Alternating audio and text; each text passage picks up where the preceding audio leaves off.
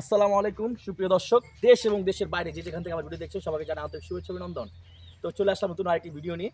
তো আজকে হচ্ছে পবিত্র মাহে রমজান, রমজানের 11তম রমজান আজকে। সবাইকে জানাই রমজানের শুভেচ্ছা। তো দেখতে পাচ্ছেন আমি একটি ফুলের একটি রাজ্যে চলে আসছি। এটা হচ্ছে আর কোথাও না, এটা হচ্ছে এআর মালিক সিডস প্রাইভেট কোম্পানি লিমিটেডের একটি ফুলের ট্রায়াল প্লট। এটা হচ্ছে বীরগঞ্জ দিনাজপুরে রিসার্চ অ্যান্ড ডেভেলপমেন্ট সেন্টার আর&ডিতে এই ট্রায়াল প্লট।